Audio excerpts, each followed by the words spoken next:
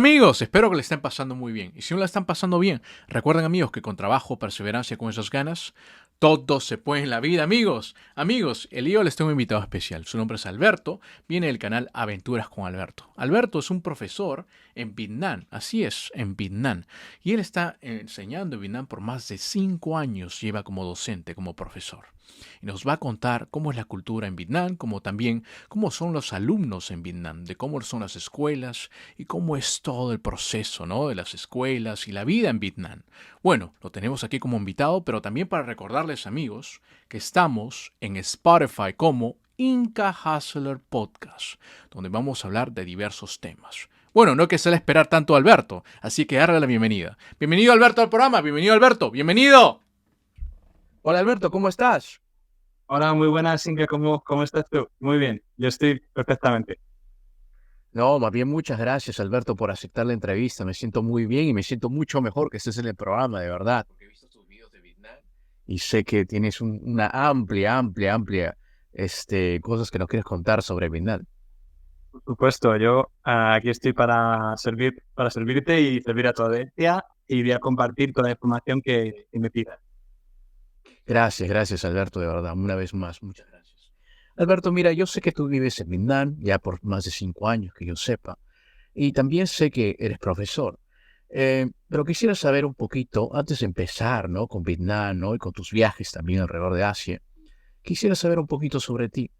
¿Nos puedes contar de dónde eres, de qué ciudad eres, dónde te has criado? ¿Puedes contarnos también un poquito de ti? Cuéntanos. Bueno, pues yo soy de España, de Madrid, ¿vale? De un barrio de la periferia. No soy del centro, o sea, yo de joven y tal iba al centro una vez cada 3 meses. O sea que es un ambiente bastante, dentro de lo que es una gran ciudad, un ambiente bastante tranquilo y bastante, como casi un pueblo, la verdad. Em, me gradué, hice la carrera de filosofía en la Universidad Autónoma de Madrid, desgraciadamente porque yo quería irme de la ciudad cuanto antes mejor. Eché para ver si me daban alguna beca, ¿no? Para irme a Latinoamérica y irme a otros sitios de España, y la verdad es que no hubo manera, no me daban nada. O sea, yo quería que me dieran algo de dinerito para poderme hacer la aventura, ¿no? De universitaria, pero no hubo suerte.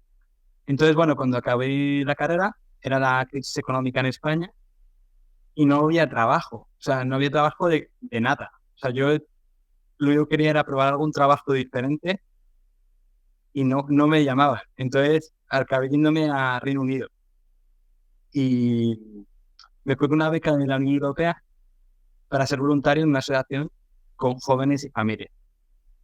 Le dieron la beca, era un programa europeo, pero yo no tenía ni idea de inglés. Entonces me tuve que poner a aprender inglés como un loco durante 6 meses. Pues yo que sé, escuchaba la radio en inglés 4 horas al día, me leía novelas, me buscaba documentales, o sea, era un no parar. Yo sabía que era una cuestión de supervivencia. Cuando llegara me iba a tener que trabajar con niños y familias y bueno, pues me puse a ello con mucho tesón y me fui a Irlanda del Norte, que es parte del Reino Unido. Estuve ahí un año, después me mudé a Inglaterra porque ya quería trabajar, quería pues separarme un poco de toda la gente que me había apoyado durante ese programa que era la Unión Europea, que era un programa de voluntariado, y estuve allí trabajando y me cualifiqué como profesor de idiomas en Reino Unido, de español y francés. Eh, y fue un horror de año ese, cuando me hice profesor. O sea, fue el peor año de mi vida, yo diría. O sea, fue muy estresante, muy deprimente, muy difícil. Y yo estaba preparado para dejar de ser profesor en cualquier momento. O sea, yo estaba tan deprimido, desarrollé insomnio por primera vez, estaba tan descontento que yo estaba preparado para dejar mi profesión. Y después de haber estado trabajando con jóvenes y familias y niños a muchos años, yo decía, esto a mí no me va.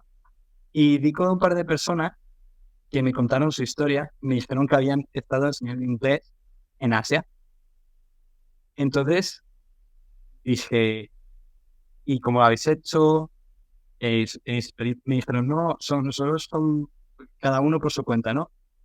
Fui para allá conseguí un trabajo, simplemente con saber hablar inglés y ser occidental, te dan trabajo y ya está. Entonces dije, joder, pero yo soy profesor y estoy cualificado, tengo experiencia, con lo cual, pues yo voy a tener mucho más puntos. Y dije, guau, pues voy a buscar trabajo en Asia. Y así es como empezó mi aventura en Asia, ¿no? Básicamente esa fue la razón por la que me vine a Vietnam. Y ese Ujú. fue el, digamos, pues es bonito porque dices, alguien te cuenta una historia y eso te cambia la vida.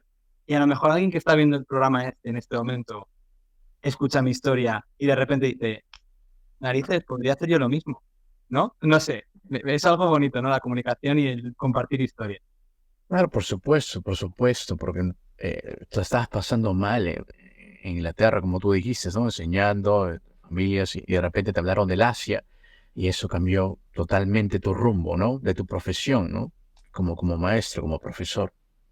Dije, voy a probar suerte Mm. y además dije, joder, me atrae la idea. Si sale mal, me llevo la experiencia. O sea, si sale mal, al menos he estado en Asia y he visitado me he empapado un poco de este lugar, ¿no?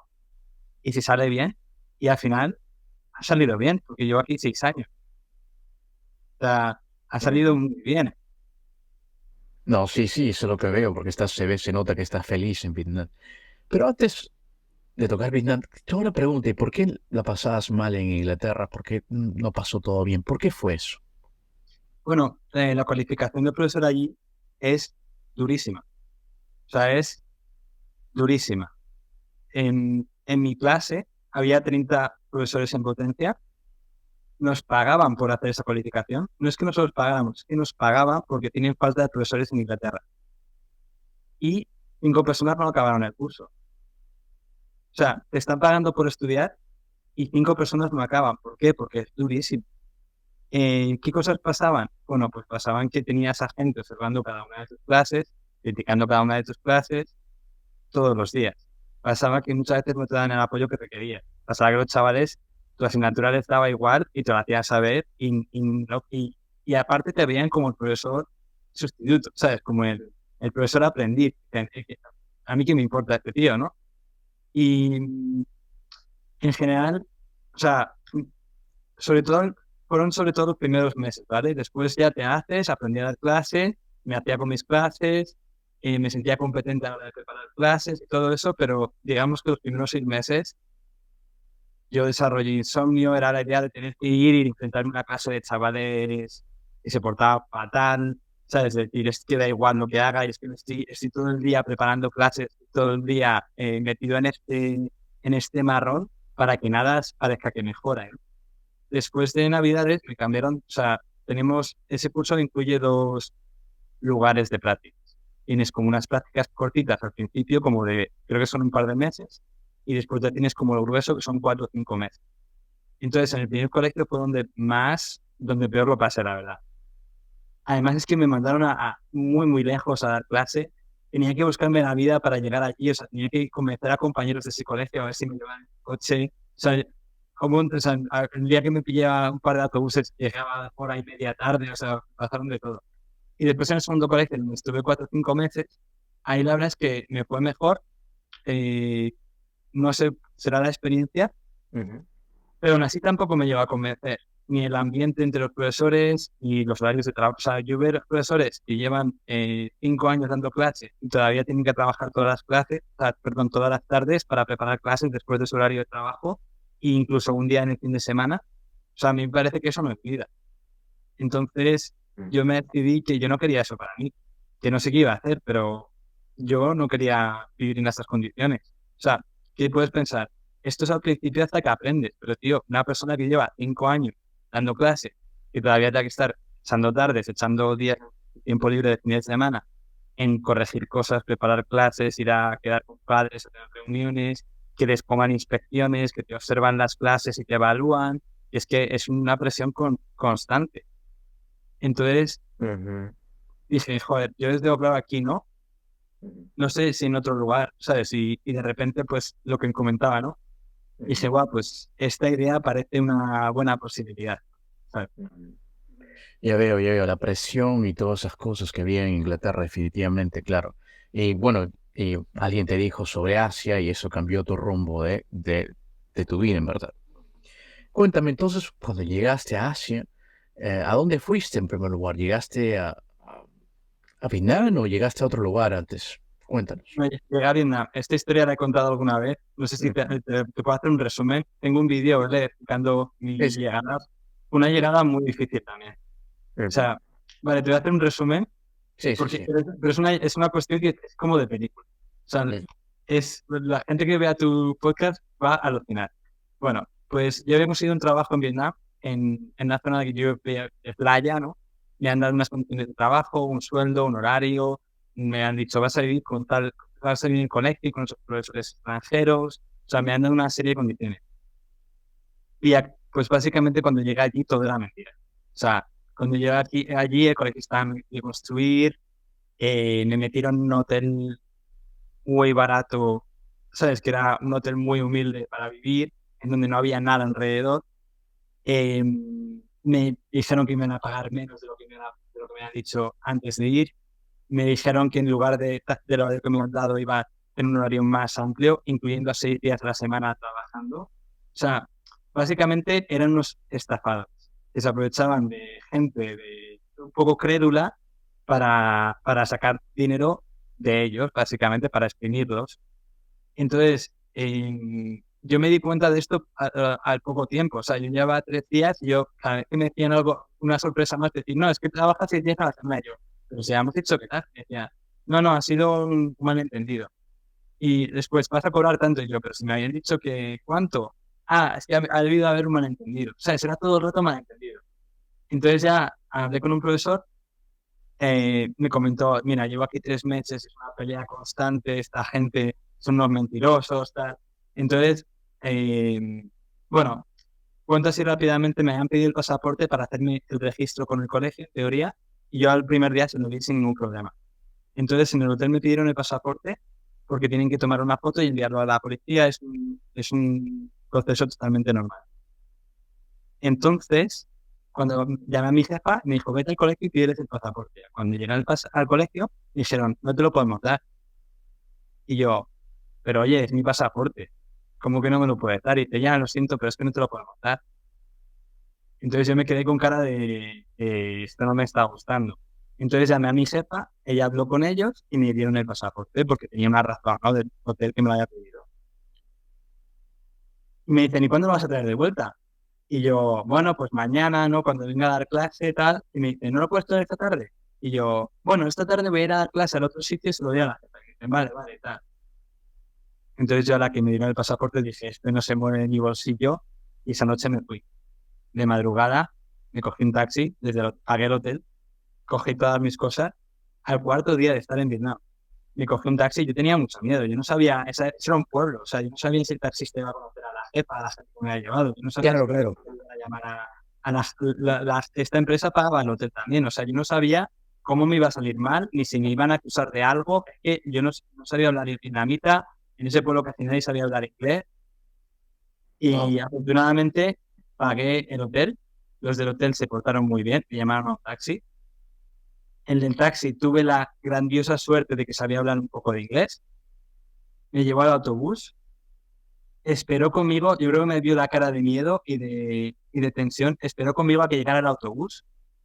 Cuando llegó el autobús, subió al autobús, le preguntó cuánto costaba, salió y me lo dijo, el taxista. Y ya me subí al autobús y no volví, o sea, y me fui de ese lugar. Y no volví a verles en todos mis años. Ese fue mi principio. Entonces, después de eso llegué a Halong Bay, que es una de las zonas más bonitas de Vietnam. Es una zona de mar, se ven las islas, es un lugar verdaderamente impresionante.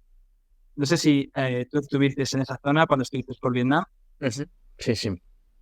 Pues para mí yo estaba sin dormir y estaba con 2 maletones. O sea, tenía 2 maletas, una mochila y de repente veo el paisaje y me quedé como atónito. Dije, madre mía, qué preciosidad, Mm. qué sueño el estar aquí. O sea, qué mala suerte he tenido con esta empresa, pero qué afortunado soy de estar aquí. Mm. Y bueno, estuve en esa zona 2 semanas y después ya fui a Hanoi y estuve 1 mes y medio buscando trabajo. Me ofrecían muchos trabajos malos que yo no quería coger muchos trabajos trabajando ilegalmente, por ejemplo, y dije, es que no he venido a Vietnam a trabajar de esta manera, ¿sabes? Entonces dije, yo paso, a mí si me dan un trabajo bien, guay, me quedo, pero si no, yo me pego un viaje y ya veré qué hago después, me vuelvo a España o yo qué sé, o pruebo suerte en otro sitio, no lo sé, pero dije, yo no quiero trabajar ni legalmente, ni quiero trabajar 6 días a la semana, ni quiero que me... Además, como que también me decían, es que tú eres español, como no eres nativo, te pagamos menos. Y yo, ¿pero qué me estás contando? Si es que soy un super profesor, estoy cualificado, tienes aquí profesores que no tienen ningún título. O sea, ¿qué me estás contando? Entonces, bueno, finalmente al mes y medio conseguí un trabajo en un colegio bilingüe y en ese lugar estuve 4 años. Muy interesante. Entonces, primero cuando llegaste, digamos, te estafaron, ¿no? En un pueblo, te estafaron allá. Y después, ¿no? Dijiste, no, ¿para qué he venido a vida? Y cuando viste ese paisaje, dijiste, te sentiste muy con gratitud, ¿no? Agradecido. Y dijiste, no, mira, estoy aquí, ¿no? Qué bonito paisajes. Y apreciaste eso, a pesar que te habían hecho una estafa. Apreciaste esa belleza natural y dijiste, bueno, me quedo acá, voy a aplicar trabajos, voy a ver lo que hago, ¿no? Y dijiste, voy a seguir dándole. Quiere decir que cuando vi Shalom Bay, una de las partes de alegría también es que me había escapado exitosamente. O sea, no solamente estaba allí, sino que había escapado de esa situación tan incómoda, había escapado exitosamente, había llegado a Shalom Bay y estaba viendo ese paisaje y estaba al principio de mi viaje, ¿no? Entonces era como, joder, no sé qué voy a hacer, pero esto ya valió la pena, ¿no? Por ver este entorno, ¿no? Es muy cierto, también escapaste de ellos, ¿no? De esas, toda esa, una mafia seguro. Ujú. Sí, yo creo que ahí estaba comprado la policía, o sea, probablemente la policía, o sea, no sé, pero vamos, fue muy desagradable. Sí, sí, me imagino. Me imagino. Mira, entonces, ya llegando, ¿no? Eres profesor en Vietnam, ¿no? Dices que te quedaste unos 3 a 4 años enseñando en esa escuela. Dime, entonces, tú que eres profesor, ¿no? ¿Qué cositas, digamos, de la enseñanza que tuviste en Inglaterra a los alumnos de Vietnam, qué diferencias tuviste? Cuéntanos un poco. Pero yo diría que los estudiantes vietnamitas son, dentro del mundo, o sea, son chavales, como pueden ser chavales, o sea, un chaval es un chaval. En España, en Vietnam, en Inglaterra, en Estados Unidos y en todos los países. Son chavales. ¿Qué pasa? ¿Qué hacen? Pues hablan cuando no deben. Te gastan bromas. Y miden cómo lo mal que se pueden portar en la clase. ¿Sabes? Todo ese tipo de cosas se dan. Está el gracioso del grupo. Está, no sé, todo este tipo de cosas se dan de manera, yo creo que internacional, en todas las culturas y en todos los países y en todos los lugares. He de decir que aún así, los chavales vietnamitas en general, al menos los que yo he enseñado, en general tienen más valoran más la enseñanza. Y eso es una cuestión que viene de parte de las familias. O sea, muchas familias invierten una cantidad de recursos muy importante en la educación de sus hijos y le dan muchísima importancia. Hay muchísimos chavales que van al colegio y por la tarde van a tal clase o a cual otra clase para aprender música, idiomas, lo que sea, matemáticas, practicar más ciencia, practicar más de esto, más de lo otro. Y los padres como que hacen un esfuerzo muy grande para permitir eso. Y eso de alguna manera se transmite a los chicos y a las chicas. O sea, los chicos y las chicas perciben que es importante lo que están haciendo, que no da igual. Entonces, en ese aspecto, yo noto más interés. Como digo, los chavales son chavales y hay veces que se portan mejor, hay veces que se portan peor. Y bueno, pues todo lo que ocurre en todos los países ocurre también en Vietnam. Pero sí que como tendencia yo diría que se valora más la enseñanza y se le da más valor desde las familias y desde los chavales reciben esa influencia de los padres. Después, es interesante el fervor que hay por aprender idiomas. O sea, es un país donde, pese a estar tan lejos de Occidente y geográfico, es un país donde la gente es plenamente consciente de lo importante que es saber hablar inglés. Mucha gente aprende un tercer idioma. Y es impresionante lo que intenta, porque yo, por ejemplo, me fijo en España, si vas, o sea, todo el mundo va a tener una pequeña base de idiomas, ¿no? De inglés, digamos. En España muchas veces la gente se queda petrificada, ¿no? Si no saben hablar inglés. En Vietnam lo intentan. En Vietnam, aunque sepan 4 palabras, te las dicen, ¿sabes? Te dicen, mira, el extranjero, voy a decirle algo, ¿sabes? Como que no tienen mucha vergüenza en ese sentido, en general. Tienen como muchas ganas de interactuar y no tienen mucha vergüenza. Y bueno, a nivel de educación, yo diría que, a ver, yo estoy dando clases en un colegio privado. En el colegio en el que estuve 4 años en un colegio privado, el colegio que estoy ahora es un colegio privado. El que estoy ahora es sin ánimo de lucro, el que estaba antes era con ánimo de lucro, pero es una educación que no es representativa del país, digamos. O sea, es una enseñanza un poco más parecida a la que podría haber en países de Occidente. Una cosa interesante es que los estudiantes vietnamitas sacan muy buena nota en los rankings internacionales referentes a la educación. ¿Vale? Por ejemplo, está el ranking de PISA y Vietnam está por encima de la mayoría de países occidentales, tanto en matemáticas como en ciencias, como en comprensión lectora. Y eso se debe a lo que valoran, el nivel al que aprenden, etcétera. Incluso en el currículum de Vietnam es más duro que el de Occidente.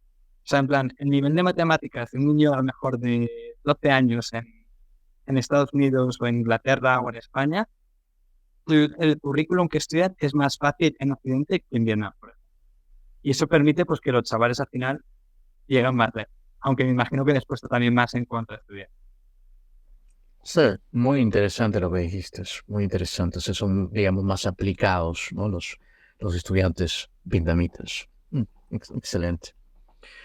Una pregunta, yo sé que ya llevas un tiempo viviendo ahí, ¿no? Pero me imagino que las primeras semanas, los primeros meses, tuviste unos primeros choques culturales, ¿no? Ya te has acostumbrado, ¿no? O seguro que sigues viviendo con esos choques culturales. ¿Nos puedes contar unos poquitos choques culturales, algunos choques culturales que has tenido en Vietnam? Bueno, a ver, hay muchas cosas, ¿no? Yo diría, a nivel cultural, algo muy difícil es que muchas veces los vietnamitas, sobre todo si no tienen mucha confianza, no expresan sus emociones o no te dicen lo que verdaderamente piensan. Entonces, eso de alguna manera es un poco difícil de vivir con ello porque, y te jodes, si hay un problema, vamos a hablarlo, ¿no? Y si notas que la persona como que evita crear una sensación negativa, ¿no? Por traer un problema a la mesa, pues eso es un poco molesto, es un poco difícil. Después hay algo que me molesta, y esto es verdaderamente molestia, es cómo conducen. O sea, hay gente, o sea, dentro del nivel es una locura, la conducción es una locura, pero hay gente que ya es como kamikaze, y dices, quieres fallecer. O sea, conduces de tal manera que incluso para estándares vietnamitas eres un sinvergüenza. O sea, básicamente. Normalmente son hombres, no es por ser pues sexista ni nada, pero es así, y bueno, es algo que es bastante complicado. Después, otro tema cultural, el tema de la basura. Está mejorando mucho, pero hay gente que no tiene ninguna concepción de cuidar el medio ambiente y de cuidar la naturaleza. Entonces, es verdad que las nuevas generaciones están cambiando, pero yo he visto a gente que lleva la basura en la moto, está cruzando un puente sobre un río, para la moto y vacía la basura en el río, por ejemplo. Y dices, no hagas eso, por favor, no hagas eso. Joder, no me fastidies, no me fastidies el río, ¿no? O sea, es algo bastante complicado. Hay algo que también me molesta, y eso es también de cosa de señores mayores, que es que a veces se escupen más que en España, tampoco escupen muchísimo, ¿vale? Pero es algo que mucha gente no piensa que es de mala educación. O sea, la gente joven, como decía, y la gente incluso yo diría que hasta 40 años, tienen conciencia de que no, eso no lo hace. Pero muchísima gente es asqueroso, es asqueroso. Pero no es algo que, o sea, no quiere decir, a ver, gente que ha visitado China, probablemente allí sea mucho peor, porque aquí en Vietnam yo nunca he escuchado a un turista quejarse de esto particularmente. Pero yo que vivo aquí, a lo mejor lo tengo más presente. A lo mejor, ¿sabes? Puedo estar en ambientes que a lo mejor la gente de turista no está, ¿no? Entonces a lo mejor lo percibo más. Y eso es algo que también me cuesta vivir con ello, la verdad. Pero bueno, yo qué sé. Eh, no es tampoco, o sea, lo que acabo de comentar todo esto tampoco son cosas que me arruinen. Tampoco son cosas que me pasen todos los días, Claro. y que me arruinen el día. O sea, realmente si voy por el parque o voy a ir por la calle y alguien me escupe a mi lado, pues no me hace ninguna gracia. pero no te fastidia el día ni es tan constante como para que no te apetezca salir a la calle ni nada por el estilo. No es tan exagerado, la verdad. Ujú. ¿Y qué cosas te gusta de Vietnam? Bueno, yo esto siempre lo comento, ¿vale? Es lo que más me gusta del país es la personalidad de la gente. Es que la gente en general es muy afable, en general es muy sonriente, en general te acogen. Por ejemplo, en España, si alguien te mira o miras a alguien, muchas veces se crea una tensión, ¿no? Es decir, ¿por qué me mira? ¿Qué mira? ¿Qué quiere este? No sé. Aquí la gente te mira y te sonríe. O sea, es algo que le sale natural. Em, pues me gusta la naturaleza, me parece un lugar muy bonito. O sea, tienes montañas con etnias comunitarias, con sus trajes tradicionales, hablando sus lenguas, viviendo en casas de madera, y se puede visitar por ahí sin ningún problema. Y la pasada es muy, muy bonito por los campos de arroz.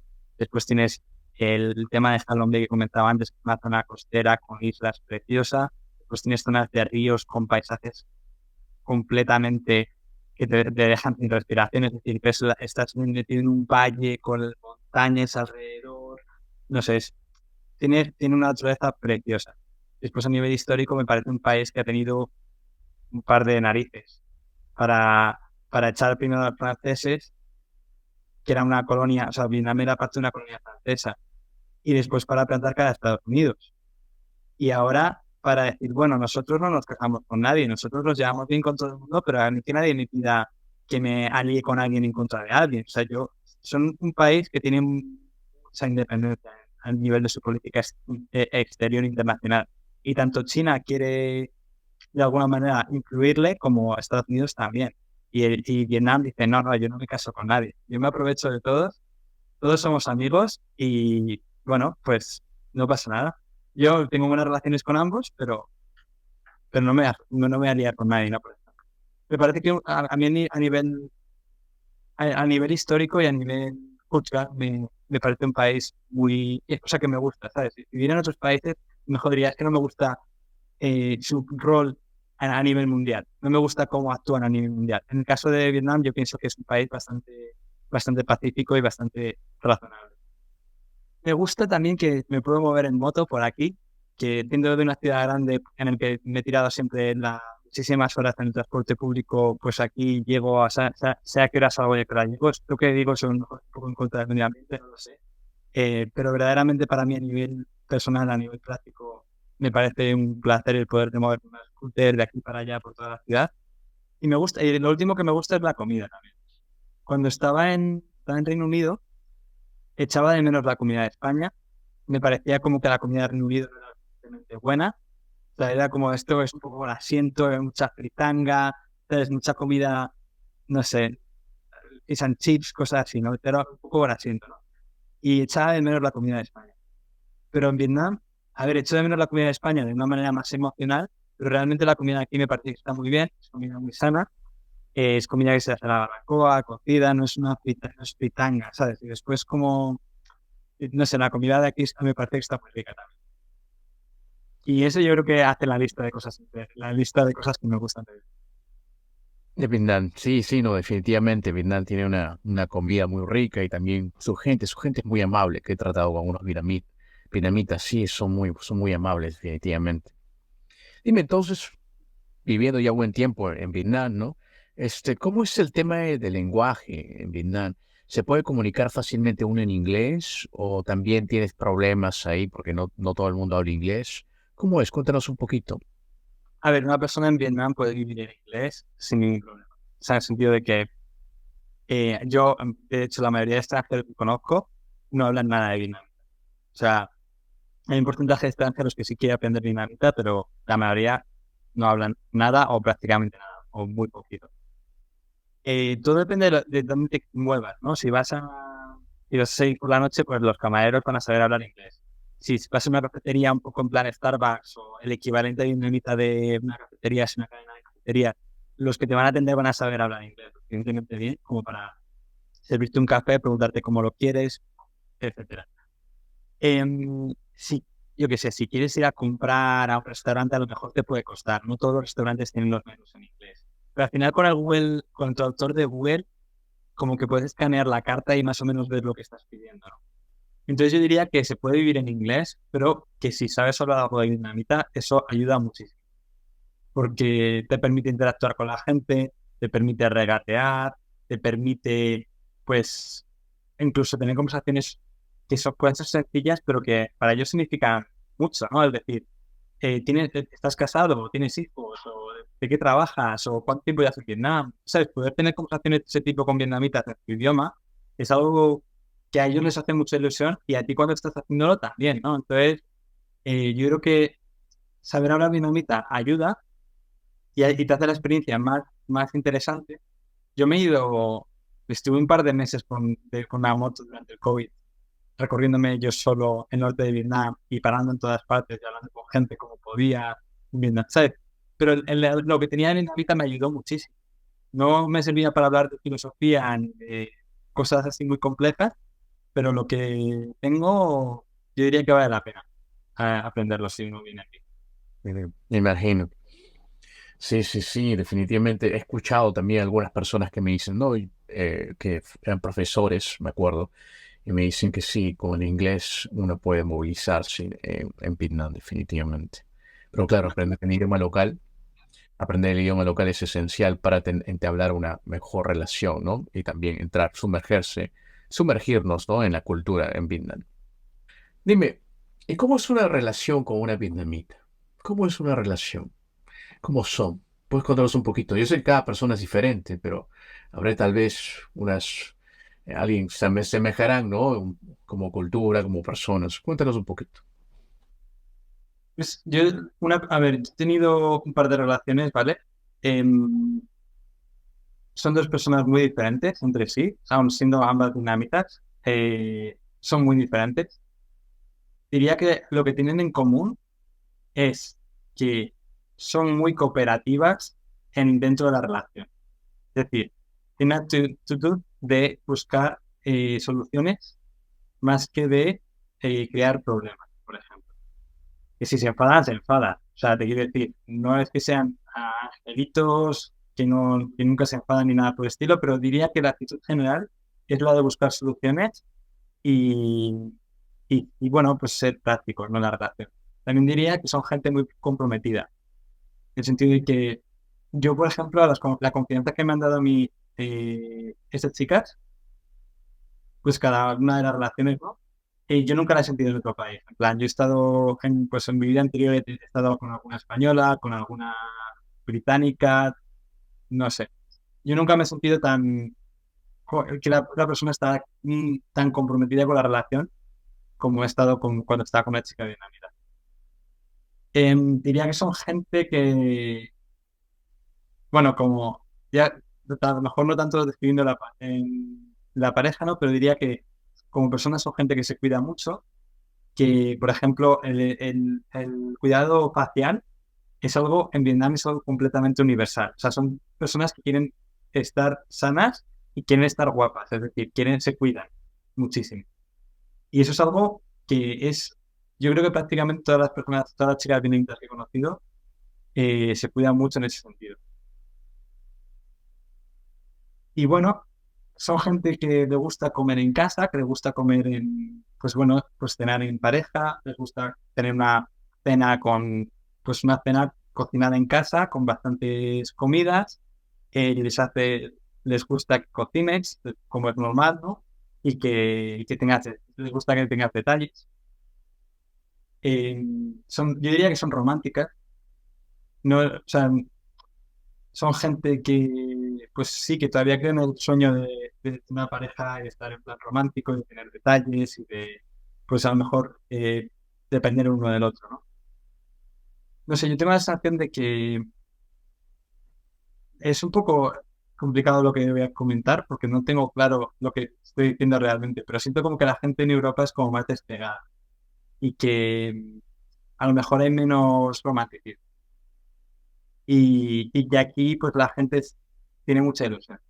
Hay algo diferente, por ejemplo, y es que también es algo interesante, ¿no? Cuando empiezas una relación con una persona de Vietnam, es muy común que las personas hablen de qué quieren de esa relación, qué están buscando.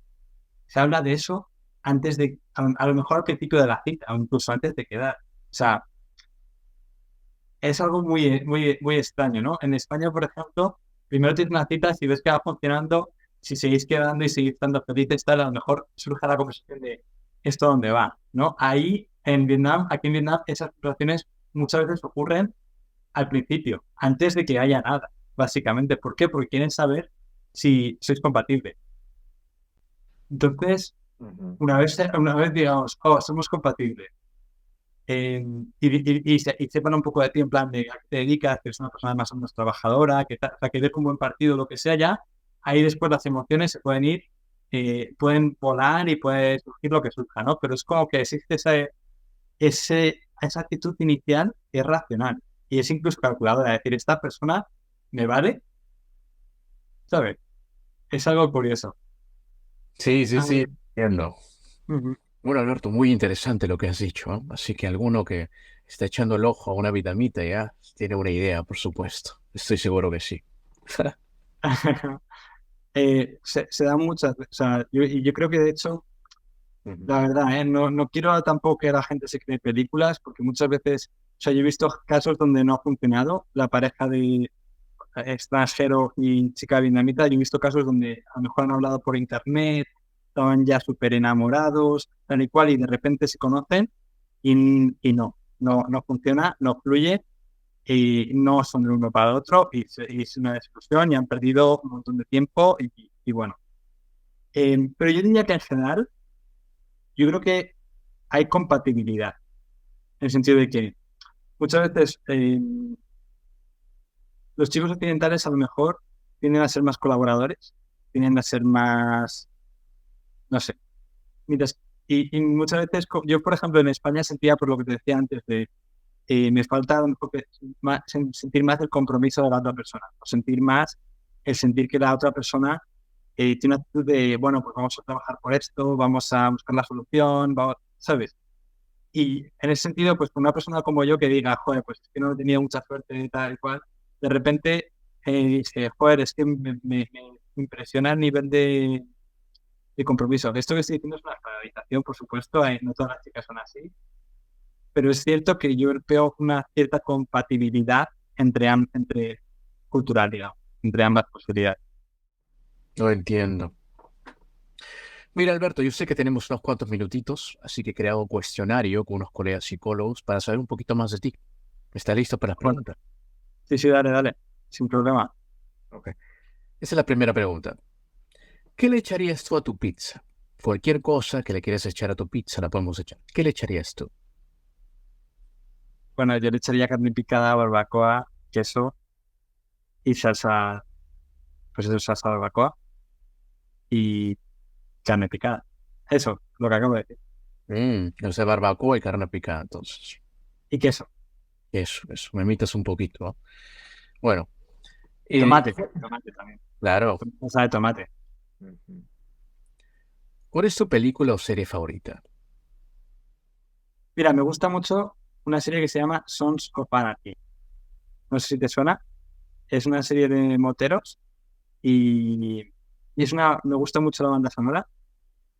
Es una serie, y me gusta mucho por la música rock, así country, y hay muchas escenas en la serie donde salen montando en moto, Harley Davidson por la carretera en Estados Unidos, tal.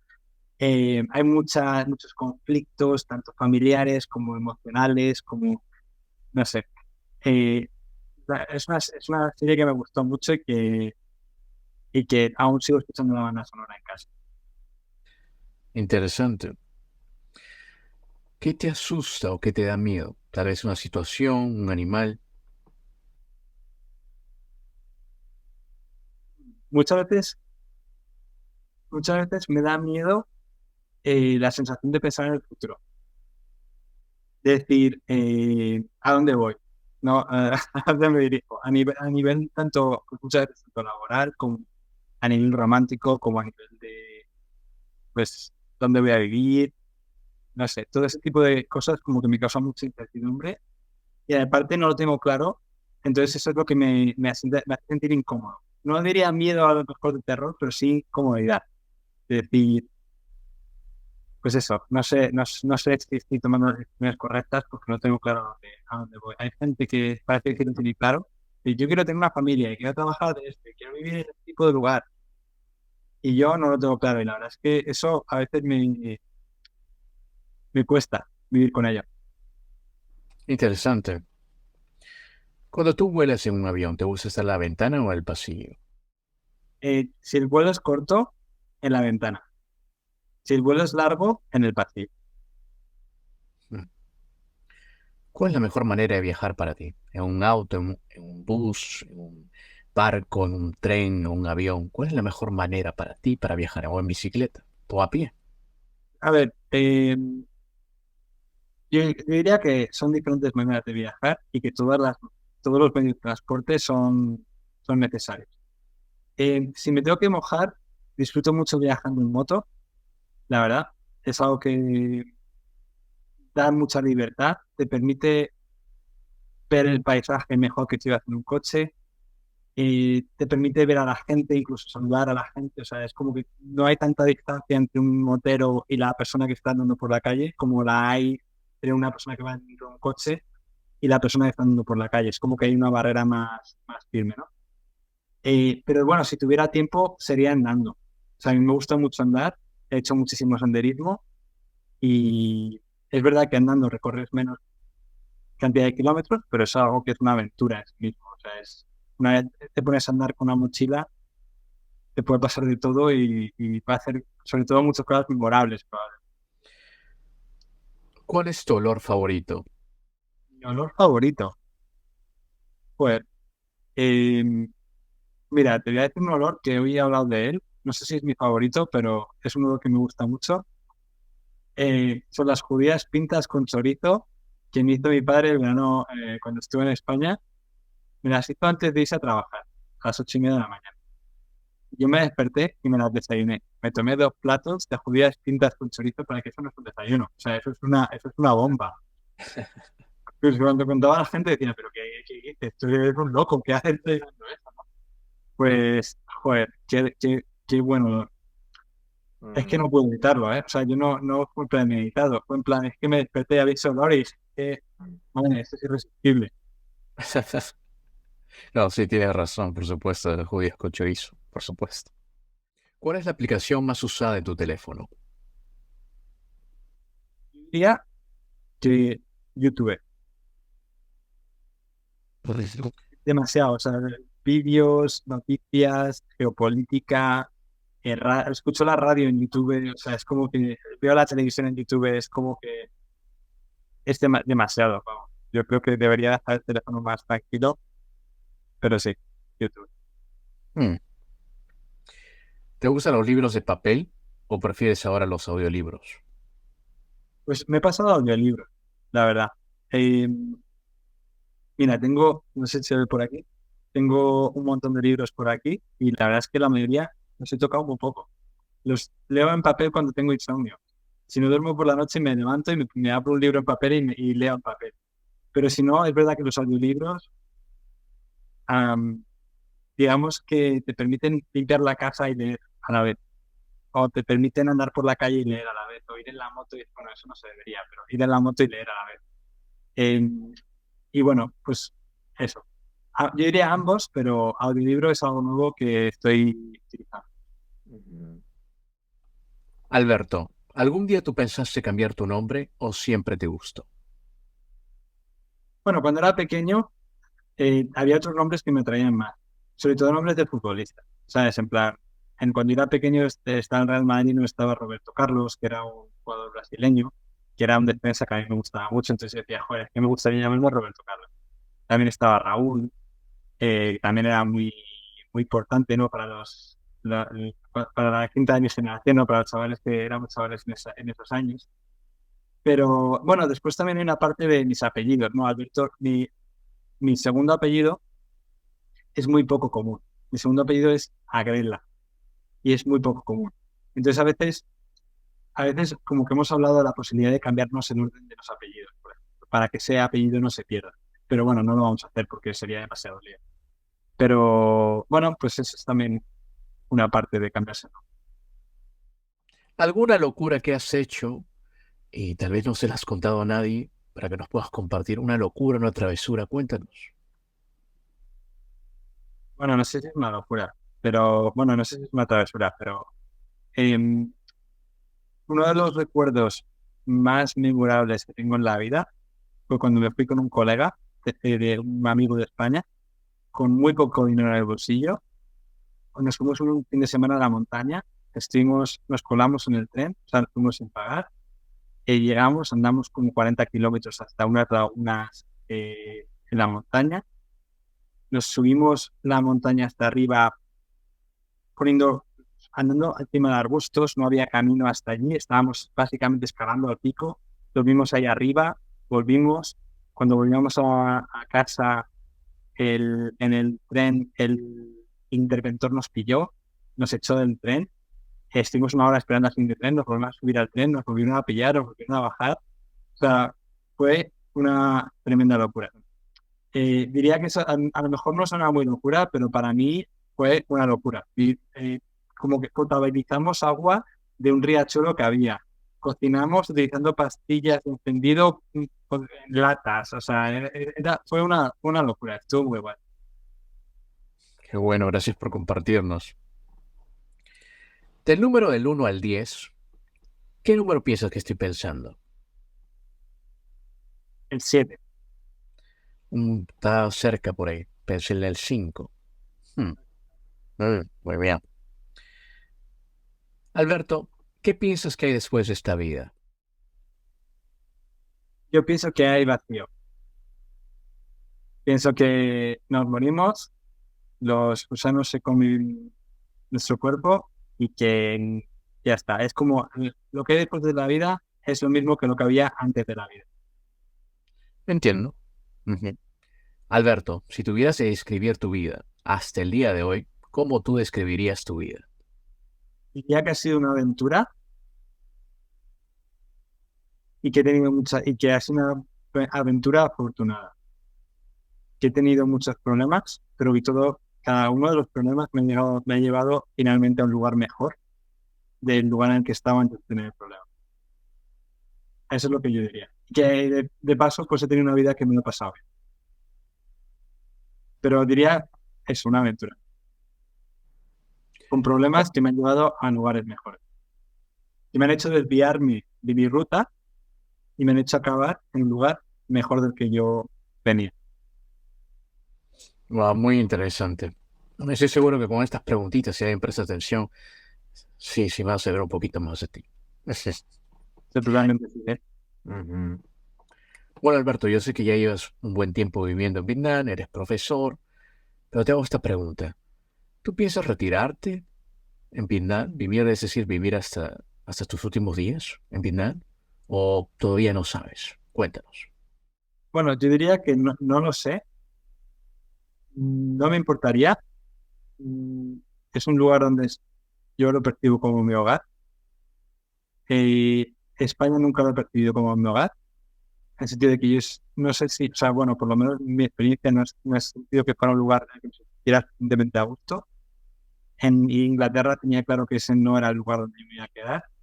Y en Vietnam, la verdad, es un sitio donde sí que me siento en mi hogar. Em, si mis padres tuvieran problemas de salud o yo hiciera falta en España, pues me tendría que plantear probablemente volver y ver qué hago allí, ¿no? También es verdad que también existiría la posibilidad de yo de repente, pues yo casarme en Vietnam, conocer a alguien, formar una familia, no lo veo algo descabellado. Entonces, digamos que es posible que me quede en Vietnam, no es seguro al 100%, pero es posible. Yo te diría que si me dices que en 20 años, que en 30 años sigo aquí, me lo creo. Interesante. ¿Y qué extrañas tú de España, viviendo muchos años en Vietnam? ¿Qué extrañas tú de ahí? Cuéntanos. Bueno, lo que más echo de menos es un poco cliché, me imagino que esto lo dirá todo el mundo, ¿no? Pero lo que más echo de menos es mi familia y a mis amigos. Es el mayor sacrificio que hace una persona que vive en otro país, yo diría. O sea, el tema de la comida, el café, el desayuno, el tal sitio que te gusta ir, ese tipo de cosas yo creo que son más secundarias. son cosas que a lo mejor tienen más interés y hacen más gracia contarlas, pero lo principal es la familia y los amigos. Dejando esto aparte, pues echo de menos el desayuno de pues pan tostado con salsa de tomate, aceite de oliva y jamón, o llegar a un bar y pedir pizza de tortilla, o yo qué sé. Pues en general la comida española me gusta mucho y sí que la echas de menos, no demasiado, más por a nivel emocional que a nivel de que la comida de aquí esté mal, ¿no? Es más bien a una nostalgia, digamos. Bueno, pues puede que eche de menos, por ejemplo, algo que echo de menos es el esfuerzo que se está haciendo ahora mismo con respecto al medio ambiente, por ejemplo, en Europa, y que aquí no lo veo tan intensamente. Lo entiendo porque es un país en desarrollo y es un país que está pensando más en crecer económicamente y despegar y llegar tan lejos como pueda, con lo cual no se van a frenar muchísimo por el tema del medio ambiente. Pero es verdad que me gustaría ver más bicis eléctricas, me gustaría ver más bicis de tipo, de las típicas en las ciudades, ¿no? Para que la gente se mueva. Me gustaría ver menos contaminación. Ese tipo de cosas los exámenes. Interesante. Bueno, yo sé que hemos hablado ya por casi una hora, pero tengo una pregunta. Yo sé que eres profesor, has pasado por muchas cosas, pero ¿tú qué le recomendarías a esa persona que tal vez quiere también visitar y trabajar de repente en Vietnam? ¿Qué tú le recomendarías a esa persona? Porque todo lo que tú has pasado, ¿no? ¿Qué le recomendarías a esa persona que también quiere enseñar de repente español o inglés en Vietnam? ¿Qué le recomendarías? Cuéntanos. Bueno, inicialmente recomendaría enterarse de los requisitos legales para poder trabajar en Vietnam, porque no todo el mundo puede trabajar de todo. En plan, necesitas tener cierta formación, ciertos títulos y cumplir ciertos requisitos. Y yo creo que es importante el cumplirlo, porque al menos de la manera que yo lo veo, si trabajas de manera, si trabajas con un visado de turista, no sabes cuándo te van a cortar el grifo. O sea, es posible que hay gente que viene aquí a tiempo parcial y trabaja un tiempo y tal. Es posible, yo creo que no sabe, creo que es vivir en la incertidumbre, ¿no? Entonces, enterarse de qué requisitos precisas y de si los cumples, y si no los cumples, qué necesitas sacarte para cumplirlos, sería algo muy importante. También diría que si una persona se ve con la posibilidad de trabajar aquí y cree que tiene la formación suficiente y tiene ganas de probar, aconsejaría que viniera y después buscar. Yo, el hecho de buscar primero y tenerlo ya seguro y después venirme hizo que me estafara, básicamente. Entonces, creo que la mayoría de empresas quieren contratar a alguien que pueda empezar de manera dentro de poco. Si te pueden conocer en persona, mejor, ¿no? Y si además ven que pues te gusta el país y que no te sabes que ya estás aquí, pues mejor, ¿no? Entonces diría que pues quizás planteárselo en plan, me voy 3 meses, tengo suficiente dinero como para pagar el billete y para quedarme 2, 3 meses y voy a probar suerte. Si encuentro que me vale la pena y encuentro que estoy a gusto, que sale una oportunidad, me quedo y genial. Y si no, voy a vivir una experiencia muy interesante y muy divertida y vamos, esto va a ser algo inolvidable. Eso es lo que yo diría. Muchas gracias, más bien, Alberto. Muchas gracias. Estoy seguro que estas recomendaciones van a ayudar a muchas personas. Alberto, ¿algún mensaje que quieras decirnos antes de irnos? ¿Un mensaje? ¿O qué quieres? Algunas cositas que quizás no saben de ti. Cuéntanos. Bueno, yo diría que quien esté viendo este vídeo, si tiene la posibilidad de viajar a Vietnam, visitarlo y estar a lo mejor un par de semanas viajando por el país, creo que van a tener una gran experiencia de viaje. Creo que es un lugar que no deja indiferente a la gente y que normalmente todo el mundo disfruta. Decir que es un país muy, muy seguro. Es un país que una persona se lo puede organizar por su cuenta. Y en general, a nivel económico, el vuelo pues probablemente sea caro si venís del continente de América o venís de Europa, pues el billete de avión va a ser caro. Pero una vez que estás aquí, pues puedes estar pagando una habitación doble una noche por $15, $20, un autobús por $10 entre dos puntos, a lo mejor a 300 kilómetros uno del otro. O sea, son precios que están bastante bien, digamos, son razonables, ¿no? Entonces, es un país donde es seguro, te lo puedes organizar por tu cuenta y la gente es muy simpática y creo que pues es una experiencia tanto a nivel cultural, gastronómico, natural que vale la pena. Decir que cambiar de país es algo que te hace crecer como persona y que si alguien se está planteando la posibilidad de probar, pues que sepa que es difícil, que no es sencillo, que requiere sacrificios y que requiere adaptarse y que requiere tener la mente, pues bueno, requiere estar dispuesto a pasar apuros de vez en cuando, pero que es una cosa que te hace crecer como persona, de eso no hay ninguna duda. Y bueno, pues que si les plantean Vietnam, pues que pasen por mi canal, ¿no? Por supuesto. Y se ven algún vídeo y que aprendan un poquillo más de pues, cuestiones específicas, ¿no? A través de pues, los diversos vídeos que tengo, ¿no? Y también de los vídeos que tengan otras personas. Quiero decir, que se empapen quizás, que viajen antes de viajar a nivel físico, que viajen al menos con su mente. Por supuesto, también todas tus redes sociales estarán abajo para que las puedan seguir. Muchas gracias, más bien, Alberto. De verdad, muchas gracias. Estoy seguro que muchas personas van a aprender mucho más de Vietnam. Gracias. Que muchísimas gracias a ti por recibirme. Ha sido un placer. Gracias. Amigos, si les gustó esta entrevista, no se olviden de compartirla y nos vemos en la próxima. Inca Hustler is out.